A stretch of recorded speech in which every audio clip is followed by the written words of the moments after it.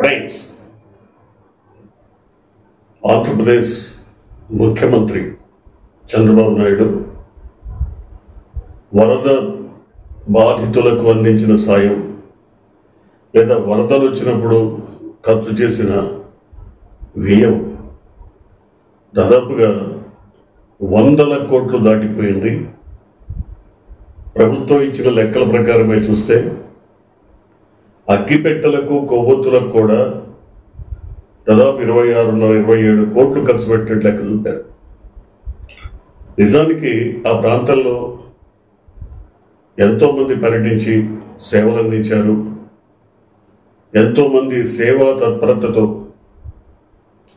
ప్రజలకు నిత్యావసర వస్తువులు, ఇతర మెడికేషన్కి సంబంధించినవి కానీ ఉచితంగానే అందించారు. ప్రభుత్వ పరంగా అందిన సాయం నామమాత్రమే. ఇప్పటికి కూడా వరద బాధితులు కనీసమైన ప్రభుత్వ సాయం కూడా అందక ధర్నాలు చేస్తున్న పరిస్థితి, రోడ్డెక్కి నిలదీస్తున్న పరిస్థితి, ప్రభుత్వ ప్రతినిధులుగా కలెక్టర్లకు కానీ ఇతర ప్రజాప్రతినిధులకు కానీ వినతి పత్రాలు సమర్పిస్తున్నటువంటి పరిస్థితి చూస్తే ఇంత జరుగుతున్న కేవలం ఒక వారం రోజుల్లోనే 100 కోట్లు ఎలా ఖర్చు అయింది, ఏ రకంగా ఖర్చు చేశారు, దేనికంత ఖర్చు పెట్టారు అన్న అంశాలు చూస్తే ఇందులో చాలా మతలబు ఉంది. మొత్తం మీద ఎవరు నొక్కేశారో తెలియదు కానీ దాదాపు చాలా పెద్ద మొత్తాలే నొక్కేశారన్నది ప్రజలు చెబుతున్న మాట, బాధితులు చెబుతున్న మాట, ఆ ప్రాంత ప్రజానీకం చెప్తున్న మాట. ఎందుకంటే ప్రజలకు అందింది స్వల్పం, కానీ నొక్కేసిందే అత్యధికం. దీని మీద ప్రజలు ఎంతగా నిలదీస్తున్నారు, ఎంతగా వ్యతిరేకత వ్యక్తం చేస్తున్నారు, ఇది ప్రభుత్వానికి పట్టదు. ఇవన్నీ ఆలోచిస్తే వాళ్ళకి నొక్కేయడం కుదరదు.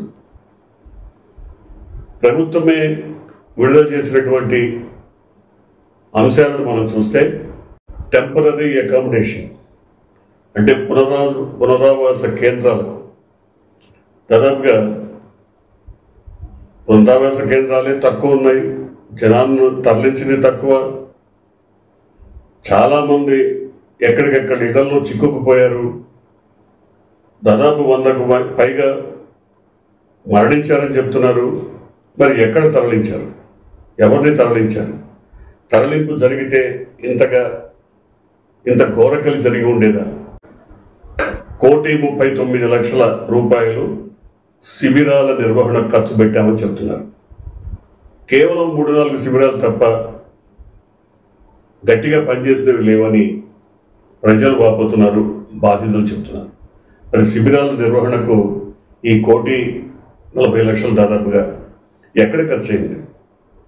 ప్రజలంతా అల్లాడిపోయినటువంటి విజువల్స్ని, వీడియోస్ని, క్లిప్పింగ్స్ని ఆంధ్ర రాష్ట్రమే కాదు దేశం మొత్తం చూసింది. మరి పునరావాస శిబిరాలు ఎక్కడికి పోయినాయి? మరి వాటిల్లో ఎవరున్నారు? ఎందుకు ఖర్చు అయింది? అదొకటే కాదు, మంచినీటి సరఫరా అంటే బాటిల్స్కి దాదాపు 27 కోట్లు ఖర్చు పెట్టారు. మనం చాలా విజువల్స్లో చూసాం. మంచినీళ్లు దొరక్క ఇబ్బంది పడిపోయినటువంటి పరిస్థితి, అల్లాడిపోయినటువంటి పరిస్థితి. మంచినీటి కోసం ఎంతో దూరం వెళ్ళి బావుల నుంచి నీళ్లు తెచ్చుకున్నటువంటి పరిస్థితి, ఒక్క గుక్కెడు నీళ్ల కోసం తప్పించిపోయినటువంటి పరిస్థితి. మరి ఈ 27 కోట్లు ఎక్కడికి పోయింది? ఎవరికి ఇచ్చారు? చూసాం, కొన్ని వీడియోలు, విజువల్స్ చూసాం. తెలుగుదేశానికి చెందినటువంటి కొంతమంది స్థానిక కేడర్ లేదా నాయకులు వాళ్ళ ఇళ్లలో వాటర్ బాటిల్స్ 100ల కొద్ది నిల్వ చేసిన ఉదంతాలు కనపడ్డాయి. మరి ఎందుకు జరిగింది, ఎక్కడ జరిగింది, ఎలా జరిగింది? 27 కోట్లు ఏమైపోయింది? మెడికేషన్ మందుల సరఫరాకు దాదాపు ఒక 2 కోట్ల పైన 2 కోట్ల 10 లక్షల వరకు ఖర్చు పెట్టా ఉంటారు. కానీ ఈ రోజుకి కూడా చాలామంది వరద బాధితులు అల్లాడిపోతున్నారు. సరైనటువంటి మెడికేషన్ లేక, సరైనటువంటి మందులు దొరక్క ఇప్పటికీ అల్లాడిపోతున్నటువంటి పరిస్థితి. మరి ఈ 2 కోట్ల 10 లక్షలు ఎక్కడికి పోయింది, ఎవరికి ఇచ్చారు? ఇవన్నీ చెప్పాల్సినటువంటి అవసరం. దాదాపుగా ఎసెన్షియల్ కమోడిటీస్ అంటే అత్యవసర సరుకులు లేదా నిత్యావసర సరుకులు అనుకోవచ్చు, వాటి కోసం దాదాపు 61 కోట్ల రూపాయలు ఖర్చు పెట్టారు. 61 కోట్ల 30 లక్షలు దాదాపుగా. ఎవరికైనా ఒక్కళ్ళకైనా అందినయ్యా? ఒక్క వ్యక్తి అయినా మాకు అందినయని చెప్పగలరా? కేవలం తెలుగుదేశం, జనసేన, బీజేపీ కార్యకర్తలు తప్పించి, వాళ్ళ కేడర్ తప్పించి బయట ఎవరికి అందలేదు. ఇప్పటికి కూడా అదే మాట మీద ఉన్నారు, అదే చెప్తున్నారు. ఇప్పటికి కూడా ఆ ఎన్యూమరేషన్లో మీ కులం ఏంటి, మీ పార్టీ ఏంటి, మీరు ఎవరికి ఓటేశారు, ఇవన్నీ అడుగుతున్నారని వాపోతున్నారు బాధితులు. ఇప్పటికి కూడా ఆ వివక్ష కొనసాగుతూనే ఉంది. మరి ఎవరికి అందినట్టు, ఎవరి జేబుల్లోకి పోయినట్టు? శానిటేషన్, పారిశుధ్యానికి 51 కోట్ల 70 లక్షలు ఖర్చు పెట్టామంటారు. 51 కోట్ల 70 లక్షల. అసలు పారిశుధ్యం ఈ రోజు కూడా మెరుగుపడలేదే. పారిశుధ్యం ఈ రోజు కూడా మెరుగుపడలేదే. మరి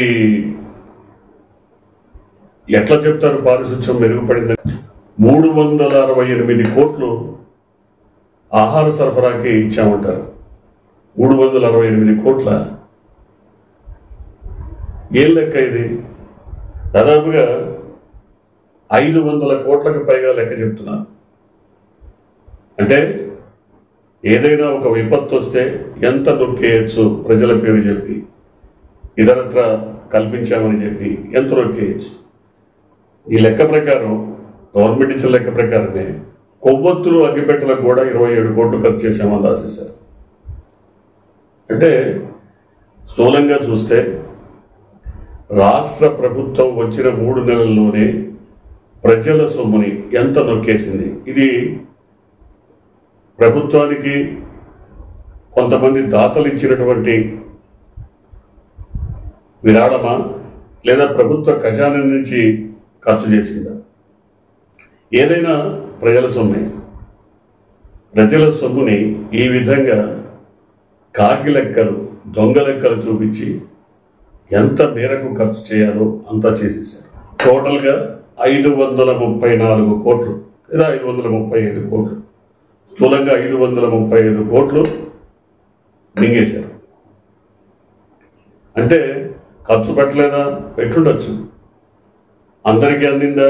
అందలేదు. కొందరికి అందుండొచ్చు. ఎక్కువ శాతం, దాదాపు 80% మందికి ఏ రకమైన సౌకర్యాలు అందలేదు. కానీ ఈ 535 కోట్లు ఖర్చు మాత్రం జరిగిపోయింది. స్థూలంగా ఆలోచిస్తే ఇప్పుడున్నటువంటి ముఖ్యమంత్రి ఒక దశలో అసెంబ్లీ సాక్షిగా చెప్పాడు, ఏ విపత్తు వచ్చినా ప్రతి అంశాన్ని అవకాశంగా మిగిల్చుకొని, ప్రతి అంశాన్ని అవకాశంగా వాడుకొని దాన్ని ఏ రకంగా తమకు అనుకూలంగా మలుచుకోవాలో నాకు తెలుసు అన్నాడు ఆయన. ఈ అసెంబ్లీగా సాక్షిగా చెప్పింది, ప్రతి విపత్తును, ప్రతి అంశాన్ని ఏ విధంగా నాకు అనుకూలంగా మలుచుకొని దాని నుంచి లబ్ధి పొందాలో నాకు తెలుసు అన్నాడు. అంటే ఇవాళ కూడా ఒక పక్క ప్రజలు గగ్గోలు పెట్టి అల్లాడిపోతుంటే మరి 535 కోట్లు ఎక్కడ ఖర్చు అయింది, ఎలా ఖర్చు చేశారు?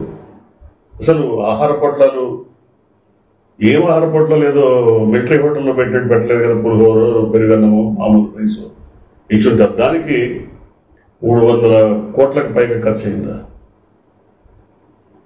ఎట్లా ఖర్చు చేశారు? ఎవరికి ఇచ్చారు? అంతా ప్రజలందరికీ 3 పూటల భోజనం టేబుల్ వేసి పెట్టినా కూడా అంత ఖర్చు కాదు. అట్లా ఎట్లా ఖర్చు అయింది? వాళ్ళు జారబెట్టిన ప్యాకెట్ పొట్లాల ఖరీదంతా. అంతేకాదు చాలామంది స్వచ్ఛందంగా ఇచ్చినటువంటి విరాళాలు లేదా విరాళాలు ధనం రూపంలో కాకుండా ఆహార పొట్లాల పంపిణీ, నీటి ప్యాకెట్ల పంపిణీ, నీటి సీసాల పంపిణీ ఇవన్నీ చేశారు.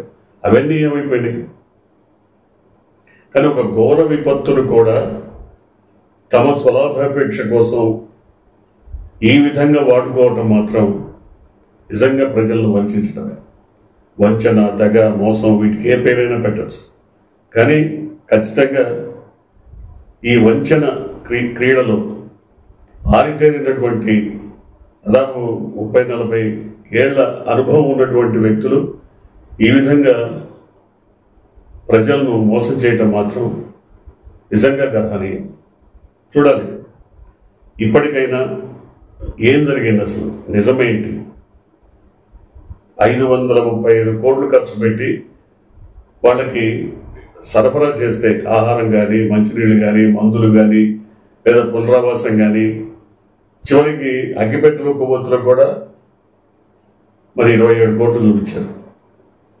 సో ఇవన్నీ కనుక నిజంగా సరఫరా జరిగి ఉంటే నేషనల్ మీడియా కూడా వరద బాధితుల విషయంలో అంత సానుభూతి ప్రకటించి ఉండేది కాదు. ఘోర వైఫల్యం, ప్రభుత్వం ఘోరం విఫలమైందని చెప్పి ఉండేది కాదు. ఒక రాష్ట్రంలోని మీడియా, ఎల్లో మీడియా, భజన పరుల మీడియా తప్ప మిగతా అందరూ కూడా అక్కడ జరిగినటువంటి ఘోర విపత్తులు చూసిన తర్వాత చలించిపోయినటువంటి పరిస్థితి. కానీ ప్రభుత్వంలో మాత్రం చలనం లేదు. వాళ్ళు ఎంతగా బాధపడుతున్నా, ఇబ్బంది పడుతున్నా అక్కడ ఆ హృదయ విదారక పరిస్థితుల నుంచి కూడా డబ్బు పిండుకోవడానికి ప్రయత్నించారనేది ఇప్పుడు తాజాగా బాధితులు విమర్శిస్తున్న, మనం కాదు, వరద బాధితులు విమర్శిస్తున్నటువంటి పరిస్థితి. ఈ లెక్కలు బయటకు వచ్చిన తర్వాత వారు మరింతగా గగ్గోలు పెడుతున్నటువంటి పరిస్థితి. ఎవరికి ఇచ్చారు, ఎక్కడిచ్చారు, ఏమిచ్చారు, ఇదంతా చెప్పాలని వాళ్ళు గట్టిగా డిమాండ్ చేస్తున్నటువంటి పరిస్థితి. చూద్దాం మరి ప్రభుత్వం నిజంగానే ఈ ఖర్చులు, ఈ లెక్కలైతే చెప్పేశారు, డబ్బులు అయితే ఖర్చు అయిపోయినాయి, ఎవరి జేబులోకి పోయినాయి, ఎక్కడికి పోయినాయి, ఇవన్నీ ఒకవేళ బయటికి వచ్చినా ఈ ప్రభుత్వం బుకాయిస్తుంది. అదంతా కరెక్ట్ కాదు. లేకపోతే జగన్మోహన్ రెడ్డి తినేశాడు, లేకపోతే వైసీపీ వాళ్ళు తినేశారు, మాకు సంబంధం లేదు, చిన్నప్పుడు ఎప్పుడో తిన్నారు, ఇప్పుడు మేము వాటిని ఖర్చు పెట్టాం, ఈ రకంగా కూడా చెప్పే ప్రమాదం ఉంది. కాబట్టి అసలు ఏం జరగబోతుంది, ఏంటి, ఈ ప్రభుత్వానికి కనీసం నిలదీసే వ్యక్తులు, శక్తులు ఉన్నారా? ఉంటే వాళ్ళ డిమాండ్ని ఈ ప్రభుత్వం పట్టించుకుంటుందా? పేద ప్రజలు, బాధితులకు న్యాయం జరుగుతుందా? చూడాలి.